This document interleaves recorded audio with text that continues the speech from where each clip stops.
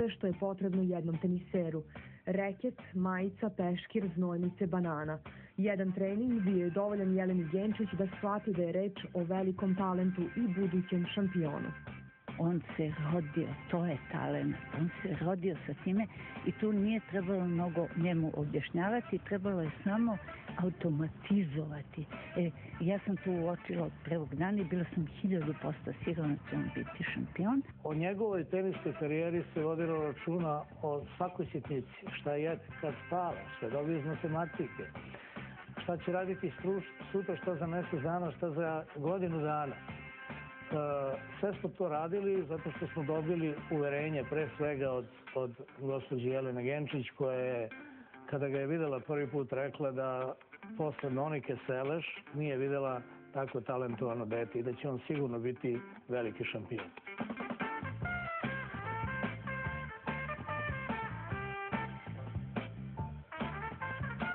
Ja pamtim Novaka kad je imao, ja mislim čak i manje od 10 godina, pojavio se u jednom klubu gde sam ja radio i tu sam već vidio zaista u detetu jednog, da kažem, velikog profesionalca. Nevjerovatno je da neko ko vam dođe na teren i već ima pripremljeni rekete i vodu i peškir i sve i bez jedne jedine reči sam dobar dan.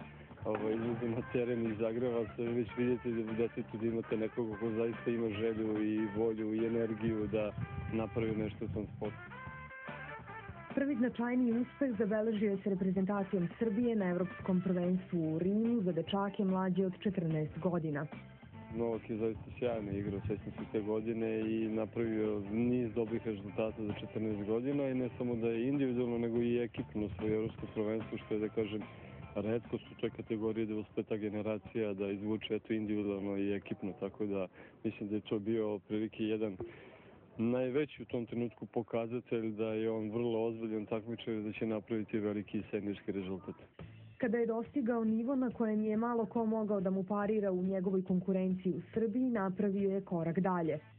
Otišao je na tenisku akademiju Nikole Pilića u Minhen. Ja sam shvatila, ja sam vrlo realna žena, ja sam ga toliko istrenirala to da ja više nisam mogla da igram meča. Za to. On me deljao. Ja sam mogla 3 lopte da uhvatim, 4. ni slučaj.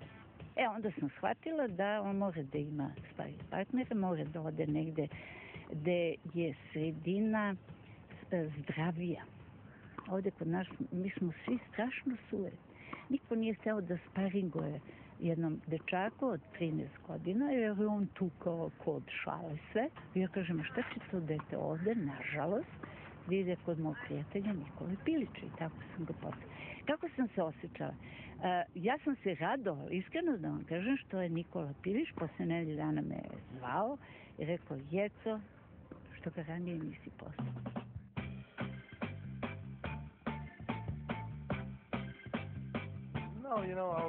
Zajedno smo trenirali na Pilićevoj akademiji u Minhenu. Ja sam imao 16, a on 17 godina. Uvek je igrao bolje od mene, ja sam igrao samo na juniorskim turnirima, a on je igrao na futuresima. Stalno me je pobeđivao, ali smo uvek imali dobar odnos.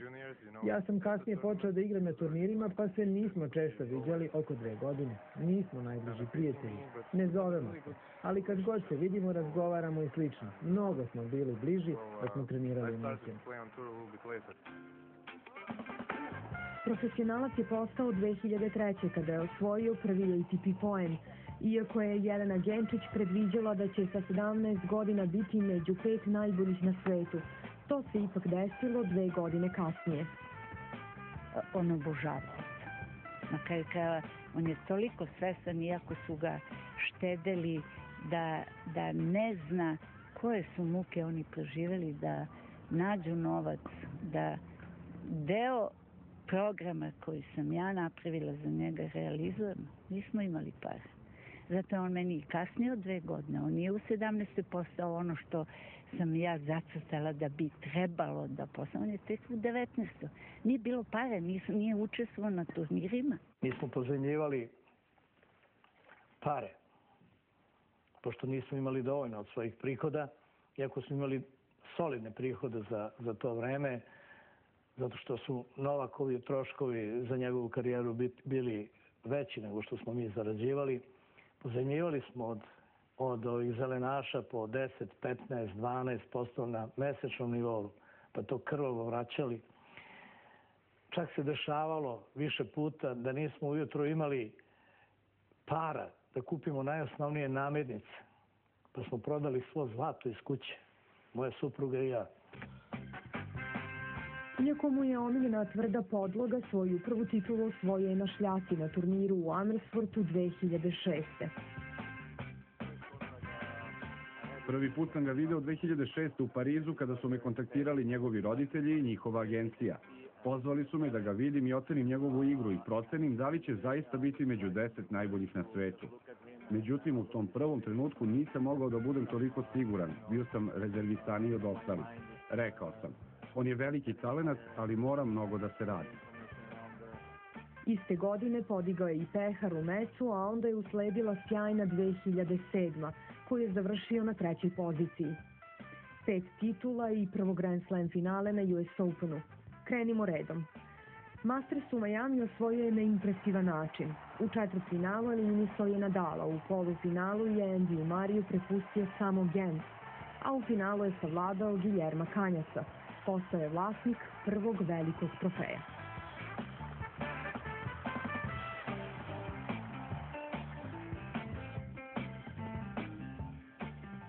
Tokom proleća svet je već uveliko brujao o teniskom trojcu iz Srbije, Ani Ivanović, Jeleni Janković i Novaku Đokoviću i njihovim odličnim rezultatima na Roland Garrosu.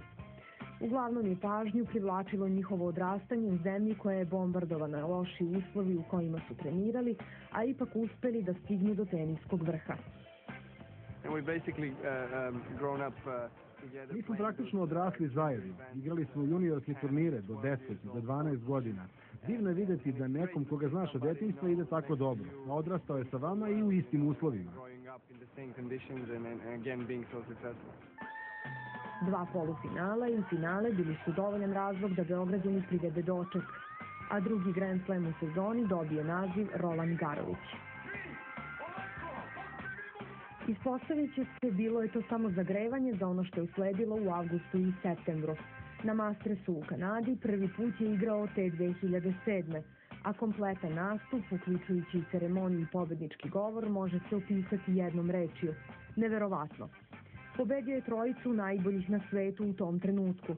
Padali su redom Andy Roddick, Rafael Nadal i konačno Roger Federer. Prva pobeda nad po mnogima najboljim svih vremena. I nije samo to obeležilo finalni meč u Montrealu.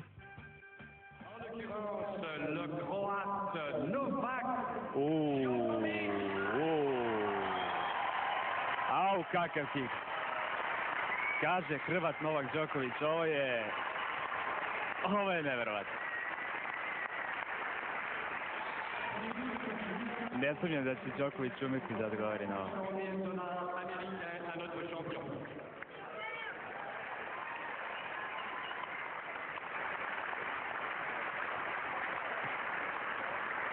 Bravo Novaku za sve.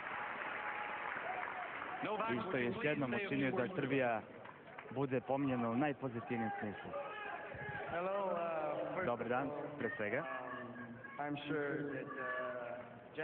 Siguran sam da je gospodin ovde nije želeo da napravi grešku, ja sam iz Srbije, a ne iz Hrvatske.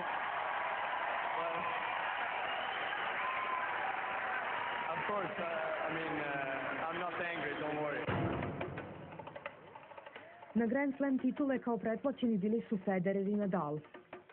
Da neko može to da promeni, Đoković je nagovestio na US Openu. Međutim, ni podrška Marije Šarapove i Roberta Denira nije pomogla našem najboljem teniseru da dođe do titule. Izgubio je u finalu od Federera sa 7-6, 7-6, 6-4.